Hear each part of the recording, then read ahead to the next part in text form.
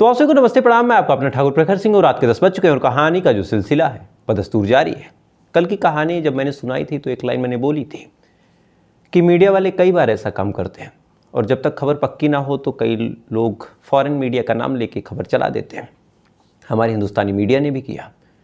कल भी मुझे डाउट था, इसलिए मैं बार बार कह रहा था कि अभी तक कोई आधिकारिक पुष्टि नहीं हुई है। और हाँ, ये खबर थी कि शूट आउट हुआ है और 2 लोगों को गोली लगी, उनमें से एक की मौत हो गई है। तो गोल्डी बरार मरा या नहीं मरा, इस पे अभी डाउट है। हालांकि कुछ लोगों ने जिम्मेवारी ले ली कि हमने ये करवाया है, लेकिन अब आधिकारिक जांच और अमेरिकन मीडिया और वहाँ की एजेंसीज की रिपोर्ट आई है और उन्होंने कहा कि जो गोली चली थी उसका गोल्डी बरार या फिर उसकी गैंग से दूर दूर तक कोई संबंध नहीं, बल्कि एक ब्लैक आदमी, अमेरिका की भाषा में जो कहा जाता है काला, उसी शख्स को गोली लगी, उसकी मौत हुई, जिसकी तुलना फिर यहाँ गोल्डी बरार से की जाने लगी और ये कहा गया कि गोल्डी बरार को गोली लगी है, लेकिन ऐसा कुछ नहीं हुआ था। तो एक फेक खबर थी और कल पूरे दिन लोगों ने खूब चलाया। हालांकि मैंने भी वीडियो बनाया, लोगों ने पुष्टि कर दी थी, मैंने नहीं किया था, बस यही फ़र्क है। अब आते हैं आज की कहानी की बात करते हैं। और आज की कहानी की बात करूँ तो आमतौर पर अगर कोई पुलिस वाला हो, चाहे सिपाही हो, चाहे दरोगा हो, चाहे SP हो, चाहे IPS हो, यहाँ तक कि DM साहब भी, वहाँ के लोकल विधायक, सांसद या फिर जिला पंचायत अध्यक्ष, इन तमाम लोगों की चाटुकारिता में लगे रहते हैं। खासकर अगर रूलिंग पार्टी हो तो फिर बात ही क्या है। लेकिन अगर एक ऐसा IPS हो जो डायरेक्ट मुख्यमंत्री से भिड़ जाए और कहे कि नहीं, आपने गलत किया है और इसका खामियाजा आपको भुगतना पड़ेगा, तमाम लोग उसे समझाएं, उससे सीनियर उसको कहें कि तुम जिससे भिड़ रहे हो वो मामूली हस्ती नहीं है, 5 साल तक वो शासन करेगा, तुम्हारी ज़िंदगी नरक बना देगा। लेकिन वो पुलिस वाला, वो IPS कहे कि नहीं, जो होगा मैं देख लूँगा और जब तक यहाँ हूँ तब तक तो गलत नहीं होने दूंगा, भले ही मेरी नौकरी चली जाए या फिर मेरी ज़िंदगी चली जाए। आज की कहानी ऐसे ही एक IPS, ऐसे ही एक कप्तान, हालांकि जो बाद में DGP भी बने और उस DGP बनने के बाद भी बहुत सारी कहानियाँ बनी, बहुत सारी चीज़ें हुई। एक ऐसा पुलिस वाला जिसके ऊपर आतंकवादी के कत्ल का मुकदमा लगा, एक ऐसा पुलिस वाला जिसके ऊपर न जाने कितने मुकदमे चले। जब DGP था तो एक मुख्यमंत्री जो पहले रह चुका था वो बाद में जाता है और कहता है कि इसे DGP के पद से हटाया जाए।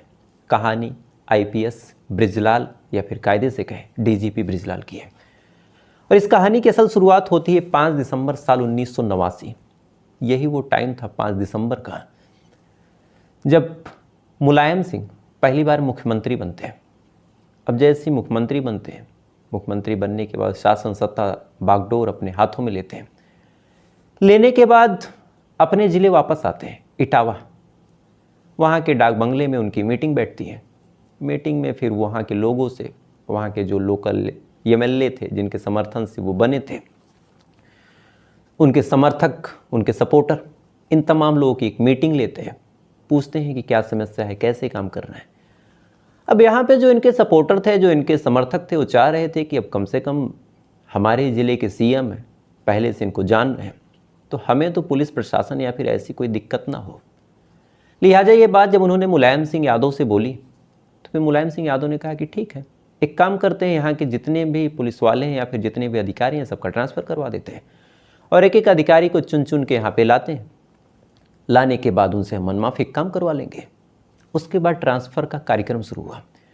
5 दिसंबर साल 1989 को ये CM बने थे और लगातार ट्रांसफ़र होने के बाद कुछ लोगों को छोड़ के बाकी सबको हटा दिया गया। वहाँ के जो SP थे, जो वहाँ के DM थे, लोकल थाने के जो दरोगा थे, हटाने के बाद फाइनली वहाँ के जो SSP साहब 18 तारीख को चयन होते हैं साल 1989। 5 और 18 में देखें तो महज 13 दिन का फासला। इसी 13 दिन के अंदर वहाँ के कप्तान को हटा के नए कप्तान, जिनका नाम था बृजलाल, और ये साल 1977 बैच के IPS थे, इनको यहाँ का कार्यभार संभालने को बोला जाता है और साथ ही एक हिदायत दी जाती है कि आपको नेताजी के ही हिसाब से चलना होगा। अब ये शब्द जब बृजलाल सुनते हैं तो कहते हैं कि साहब माफ़ करो, मैं स्वतंत्र विचार का आदमी हूँ, अपने हिसाब से ही काम करता हूँ, मैं किसी नेता या फिर किसी पॉलिटिशियन के दबाव में नहीं आ सकता। लेकिन अब मजबूरी थी, ट्रांसफ़र ऑर्डर आ चुका था।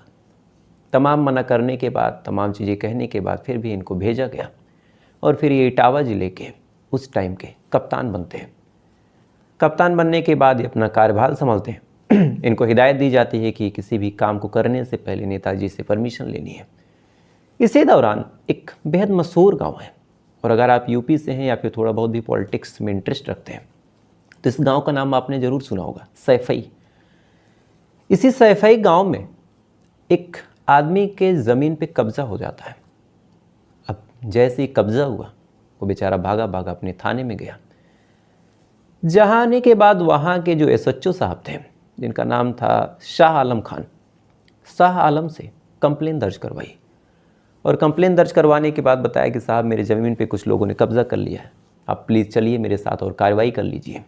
अब शाह आलम जब ये बात सुनते हैं तो एक तो ये सीएम का क्षेत्र, सीएम अभी चंद दिन पहले यहाँ पे आए थे, तमाम लोगों का ट्रांसफ़र किया, तो मन में एक झिझक भी थी, एक डर भी था कि कहीं मैं कार्रवाई ना करूं और थोड़ी भी देर करूं तो क्या पता मंत्री जी नाराज़ हो जाएं, मुझे भी यहाँ से हटा दें या फिर मेरे ऊपर कोई गाज गिरे।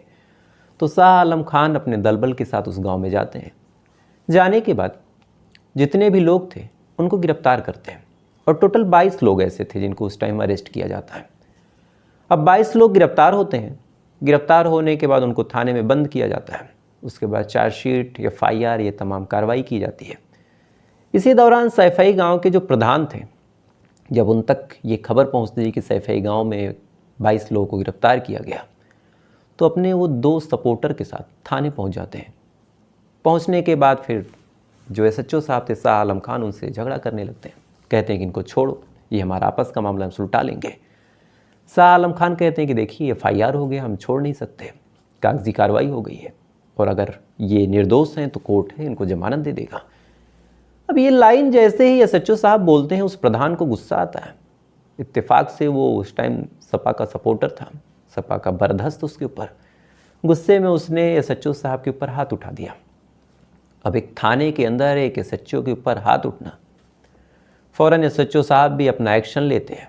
उसके बाद तीनों को, यानी इस प्रधान को और साथ ही उसके दोनों सपोर्टर को, उस जेल में बंद कर देते हैं।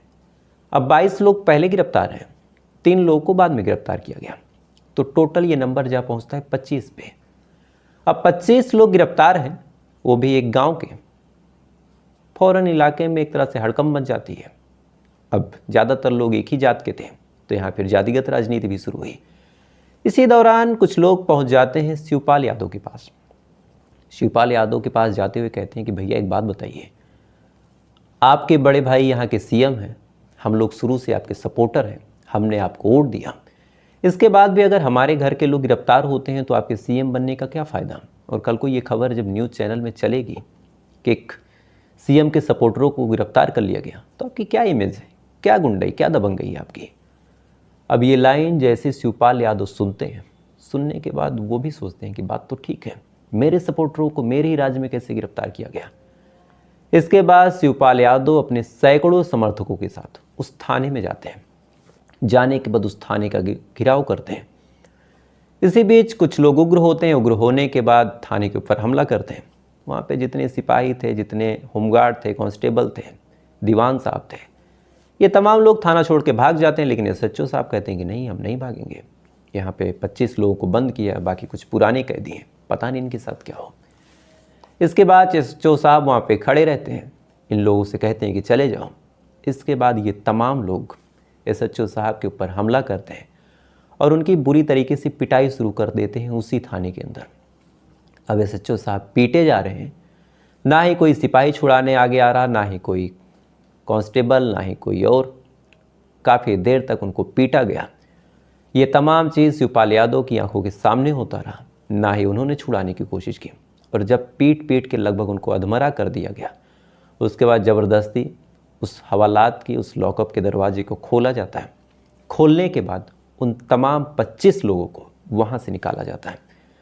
निकालने के बाद वहाँ से लेके ये लोग चले जाते हैं।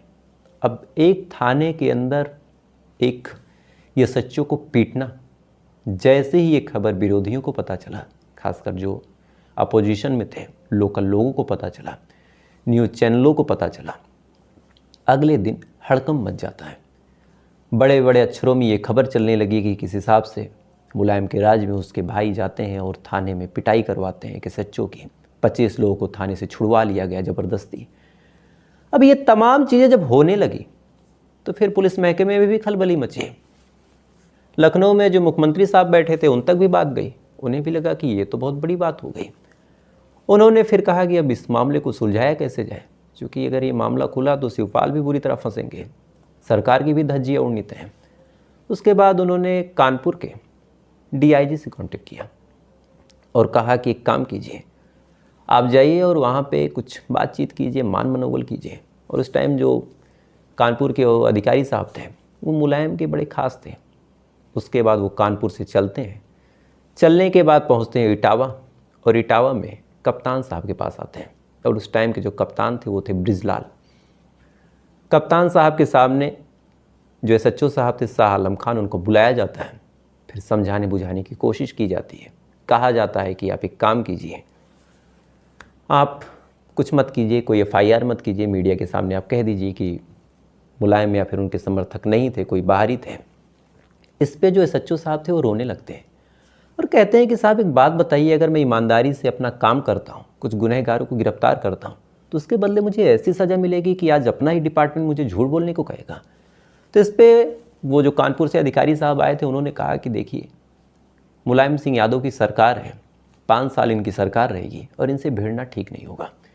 अब ये लाइन जैसे ही उन्होंने बोली, फ़ौरन जो वहाँ के कप्तान साहब थे ब्रिजलाल, वो तनतना के खड़े होते हैं और कहते हैं कि ऐसे कैसे, सरकार किसी की भी हो, गलत की सज़ा मिल के रहेगी। उसके बाद शाह आलम खान को लेके उन्हीं के थाने कप्तान साहब जाते हैं और कहते हैं कि तुम अपने ही ज़बान से ये एफआईआर दर्ज कराओ और बाकी की कार्रवाई मैं देख लूँगा। इसके बाद फ़ौरन ये कहा जाता है, कहने के बाद फिर एफआईआर दर्ज होती है।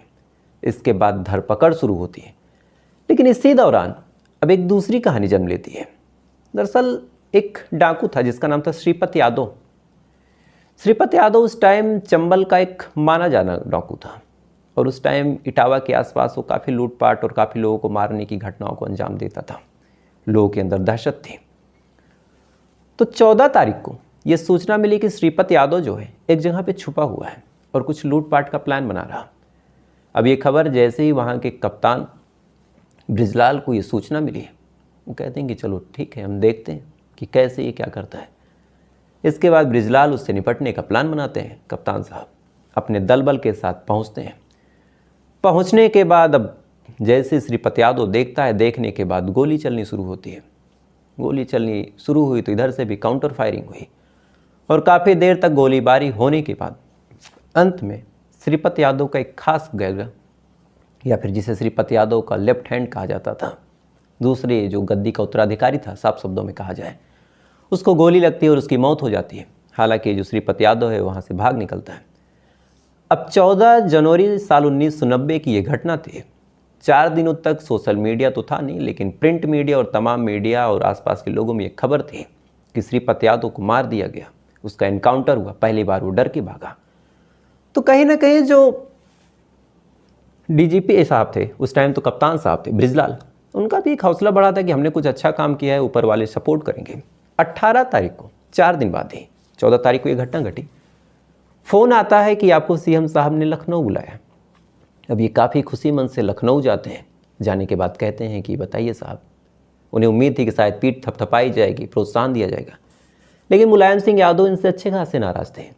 उन्होंने कहा कि तुमने जो किया है ये सही नहीं किया है और तुमने इनकाउंटर कर दिया, इस वजह से पूरा माहौल बिगड़ा है, इसलिए जो भी लोग इनकाउंटर में शामिल थे तुम्हें उनको सस्पेंड करना होगा।